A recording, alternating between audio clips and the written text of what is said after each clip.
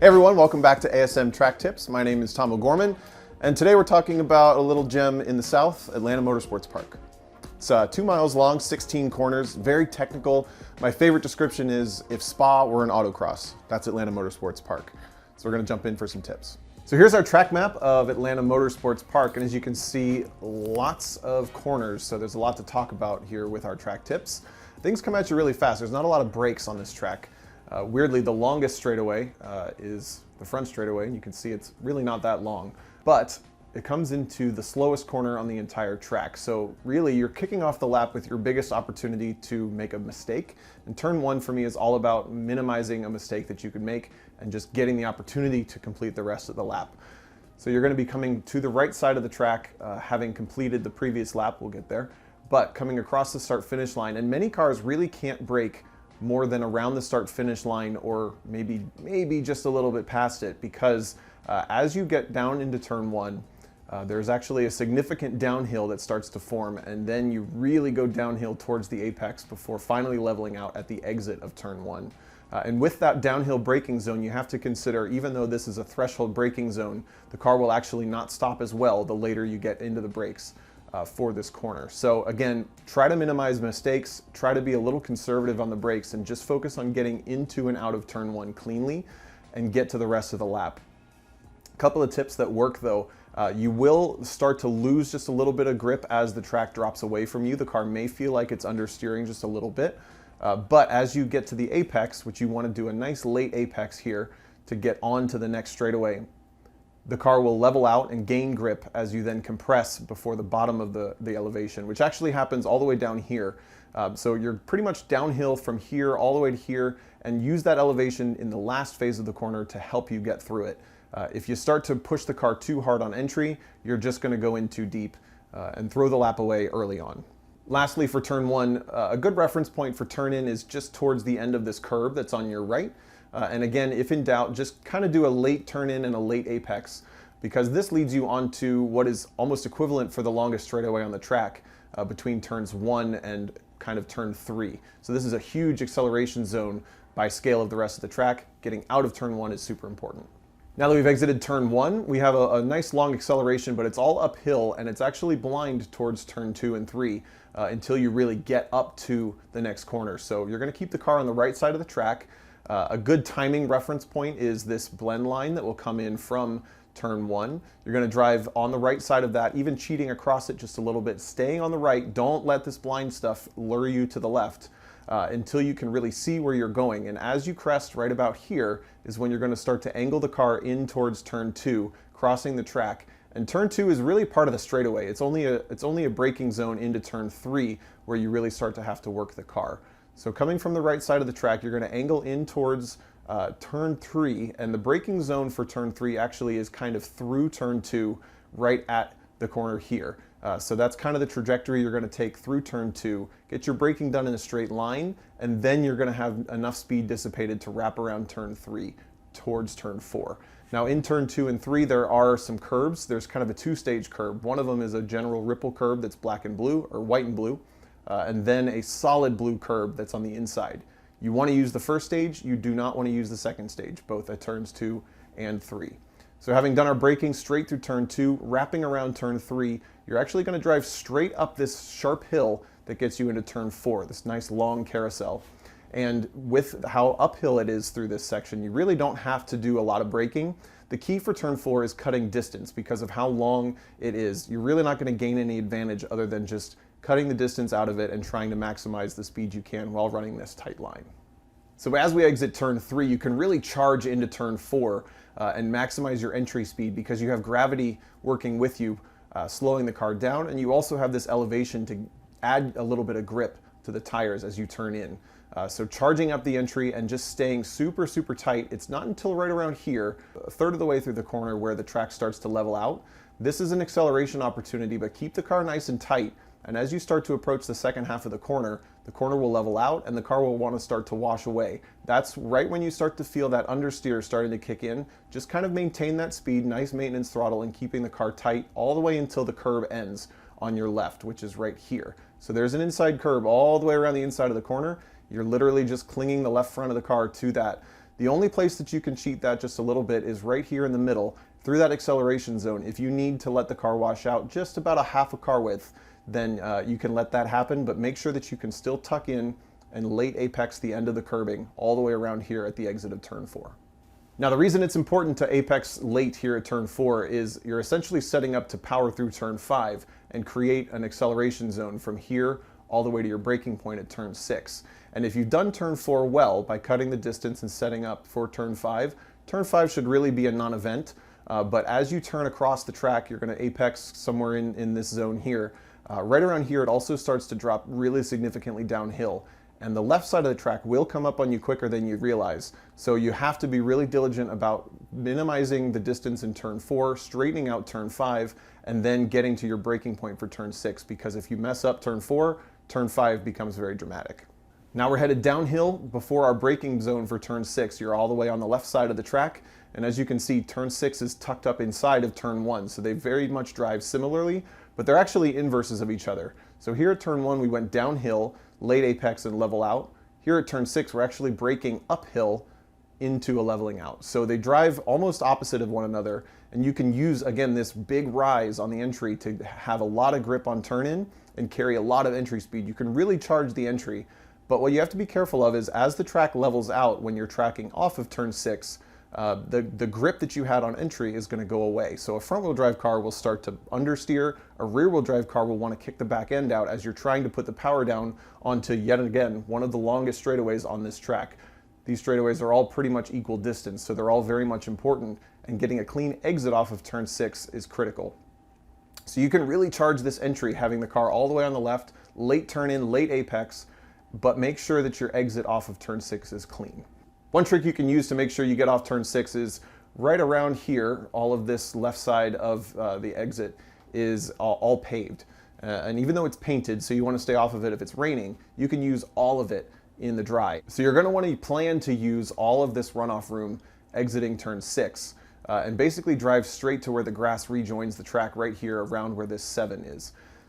Now here at AMP, it's one of the tracks where I don't know where they came up with the numbers, they count this as turns 7, 8, and 9. It's basically a straightaway, but you have to be really diligent with where you place the car through this straightaway to make sure you set up for the next corner, turn 10, as best as you can.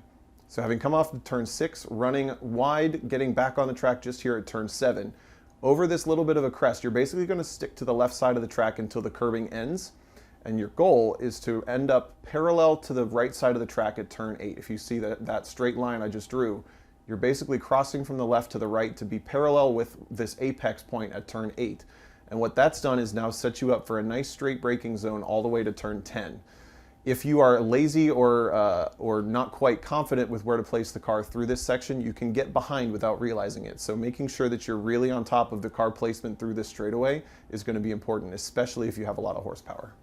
Now that we've figured out our car placement through turns 8 and 9, really the braking opportunity happens very, very fast. And the goal for turn 10 being not much of a corner, but coming up in a downhill braking zone that really wants to push the car off to the right side of the track, you want to get your braking done early and light to make sure that the car is nice and composed and you can actually turn in and hit this apex. So turn 10 is a light brake pressure, and make sure you do it early, turning in early rather than really charging into turn 10.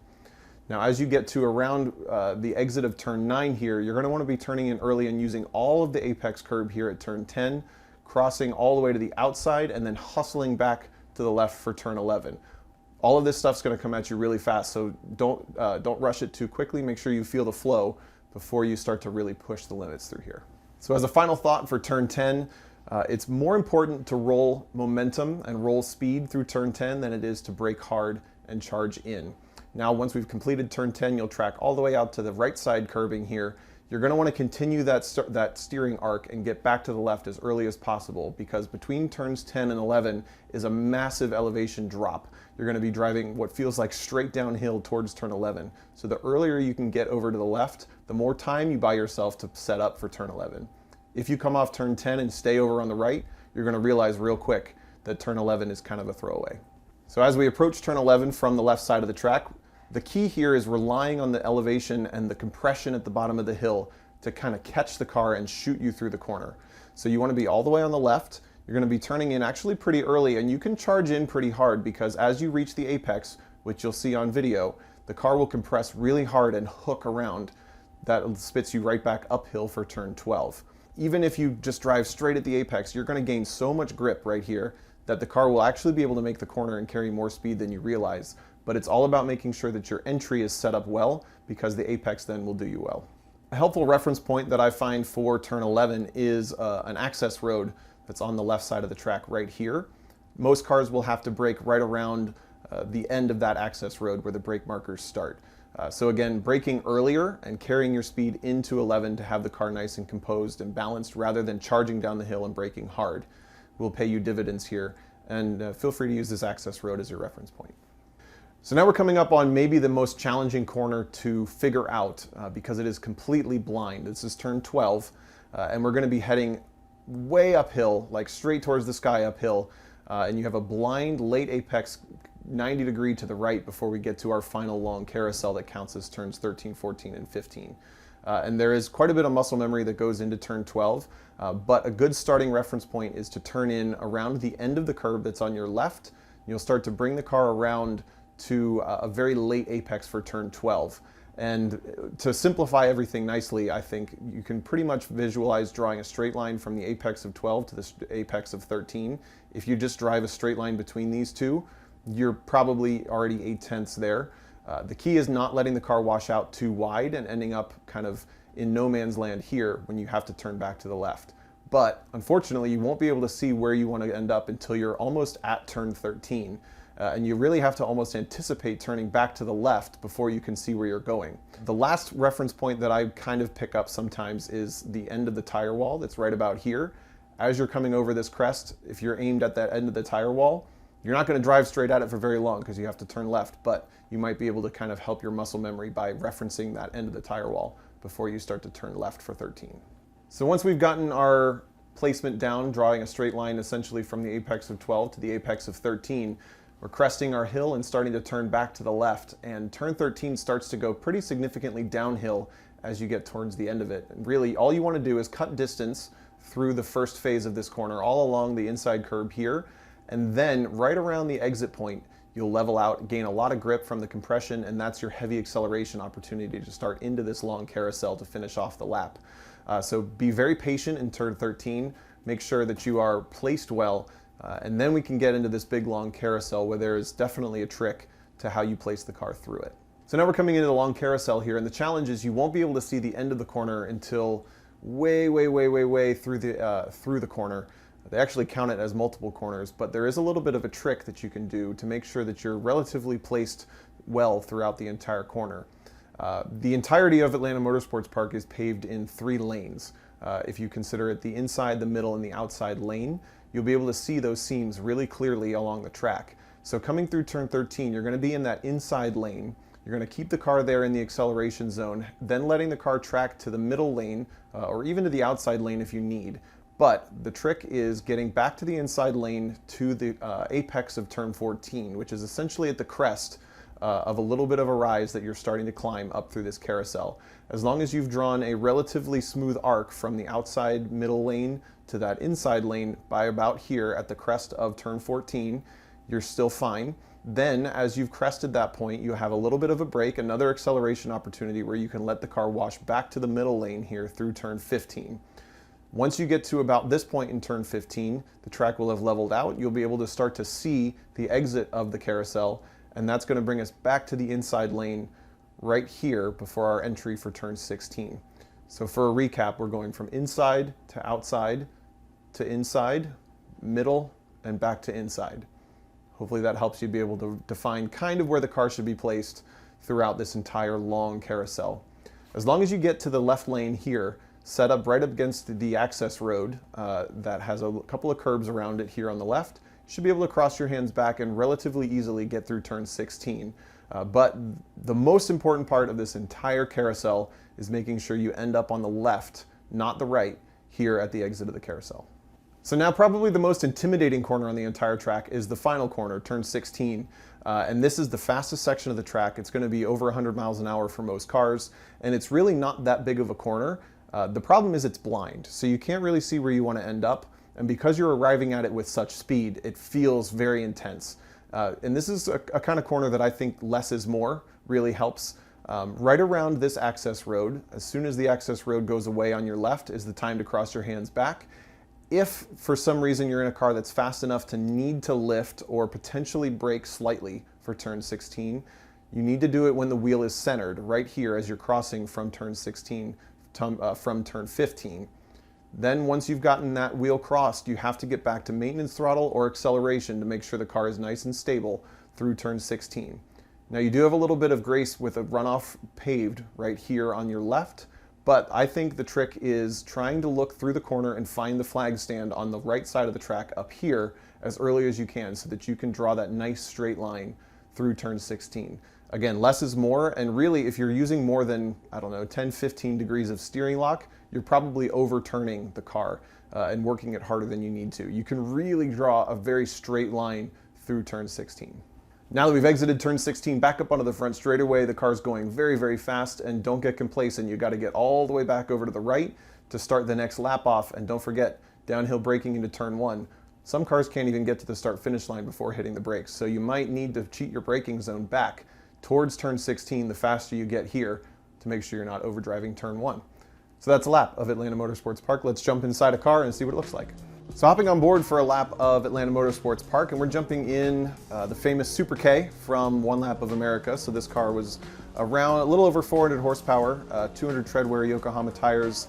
Obviously it's a proper time attack car, but in context to this day, we had a damp track and very little recon. So driver's still learning the track a little bit, reacting to the conditions, but the car is definitely quick, so you get a good look at this track. So here we go for a lap of Atlanta Motorsports Park up onto the front straightaway, and you can see how quickly the start-finish line comes up on you. Now, here's the downhill entry to turn 1, turning in nice and late for a late apex, and there's the leveling out. The compression will help the car finish off the corner.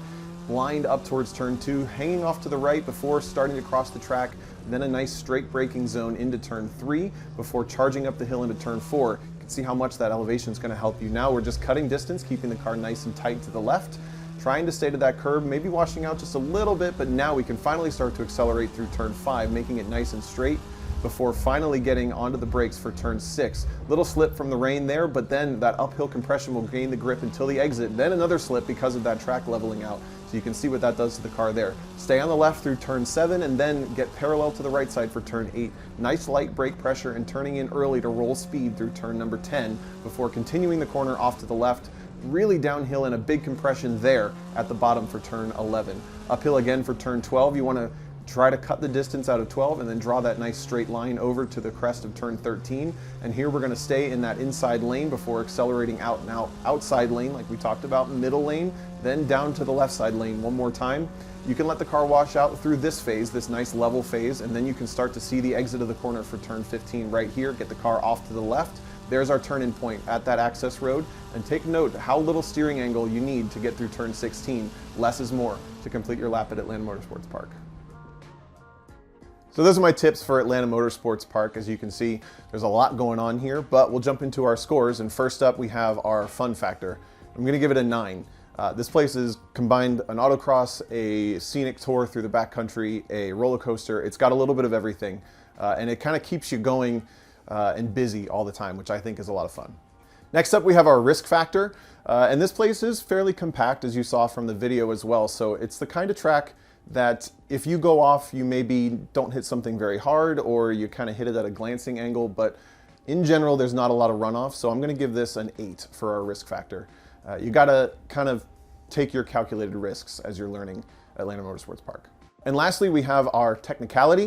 I'm also going to give this an 8. It is a tough track to learn. The sight lines are not great. Corners link together, and you really have to be up on the wheel hustling the car to the right side of the track in a lot of the busier sections, for example, between turns 10 and 11. So it is a more technical track, and I think it's one that takes a lot more time to digest. Some repetition, some muscle memory, but once you get up to speed, it's a lot of fun. So my overall score for Atlanta Motorsports Park is going to be an 8. I think it's absolutely a track you should have on your destination list. It's a little tougher to get into because it is a private club track, but they host plenty of track days, even some wheel-to-wheel racing there every once in a while. So if you can get there, go to Atlanta Motorsports Park. So that does it for AMP. We do have coaching packages available through ASM here. So if you want anything from remote coaching to trackside private coaching, get a hold of us. But otherwise, I hope you found that helpful, and thanks for watching.